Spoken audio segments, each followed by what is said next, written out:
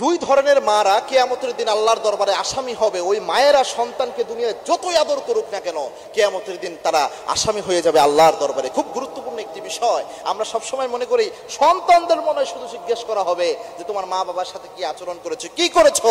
মা বাবাকে হয়তো কোনোদিন কিছু জিজ্ঞেস করা হবে না। না প্রিয় ভাইয়েরা, সন্তানদেরকে যেমন জিজ্ঞাসাবাদ করা হবে, মা বাবাকেও একইভাবে জিজ্ঞাসাবাদ করা হবে। এই দুই ধরনের বিষয় রয়েছে এবং আল্লাহ রাব্বুল আলামিনের বিধানটাই এমন, ইসলামের বিধান এমন ব্যালেন্স যে সন্তানের কিছু দায়িত্ব আছে আব্বা আম্মার উপর, আবার আব্বা আম্মারও কিছু দায়িত্ব আছে সন্তানের উপর। একবার ওমর রাদিয়াল্লাহু আনহুর জামানায়, ছোট্ট একটা ঘটনা বলতেছি সংক্ষিপ্ত ভাবে। ওমর রাদিয়াল্লাহু আনহুর জামানায় একজন আব্বা এসে ওমর রাদিয়াল্লাহু আনহুকে বিচার দিলেন যে আমার সন্তান আমার উপর কোনো হক পালন করে না। সাইয়েদনা ওমর রাদিয়াল্লাহু আনহুর সিস্টেম ছিল এক পক্ষের কথা শুনে কখনো রায় দিতেন না।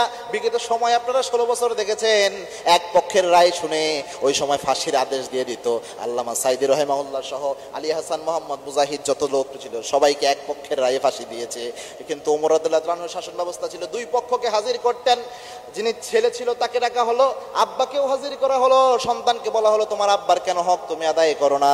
ওই সন্তান তখন বলল আমার আব্বাও আমার উপর একটা হক আদায় করে নাই। তখন সাইয়েদনা ওমর রাদিয়াল্লাহু আনহু বললেন তুমিও আদায় করো নাই, এখন তোমার ছেলেও আদায় করছে না। এটা একই এটা কাটাকাটি হয়ে গিয়েছে। তুমি আদায় করো নাই তোমার সন্তানের কোনো হক, তোমার ছেলেও এখন আদায় করছে না। এটা লম্বা ঘটনা, সংক্ষেপে বললাম। সুতরাং সন্তানের কিছু দায়িত্ব রয়েছে, আব্বা আম্মারও কিছু দায়িত্ব রয়েছে। কোনো আব্বা আম্মা যদি এমন করে যে সন্তানের মধ্যে সন্তানের সংসার নষ্ট করার জন্য সব সময় ট্রাই করে, অনেকেই রয়েছে নিজের ছেলে তার স্ত্রীর সাথে ভালোভাবে থাকে, এটা যেন থাকতে না পারে, তাবিজ পর্যন্ত করে, জাদু পর্যন্ত করে। এরকম মারাত্মক সমস্যা বর্তমান সমাজ ব্যবস্থায় দেখা যায়। সন্তানের সাথে যেন তার ছেলের বউয়ের সম্পর্ক ভালো না হয়, ছেলে যখন যেন সব সময় মায়ের দিকে থাকে, যেন তাবিজ পর্যন্ত করে থাকে। নাউজুবিল্লাহ, ঈমান নষ্ট হয়ে যাবে এরকম কাজ করলে, আপনি কাফের হয়ে যাবেন, খুব মারাত্মক। এরকম যদি কেউ করে, অথবা যদি এরকম কিছু করে যে সন্তানদের মধ্যে ঝগড়া লাগাইয়া দেয়, অর্থাৎ বোনের কথা ভাইকে বলে, ভাইয়ের কথা বোনকে বলে, অথবা দুই ভাই আছে, আব্বা আম্মা একবার এক ভাইকে একটা কথা বলে চেতায়া দেয় নিজের স্বার্থের জন্য,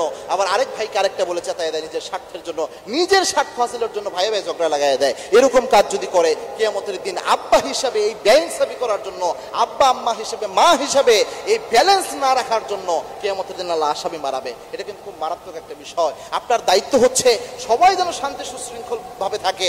আপনি পারলে আরো সমাধান করবেন, পারলে মিথ্যা কথা বলে হলেও এক ভাই আরেক ভাইয়ের সাথে যেন ঝগড়া না লাগে।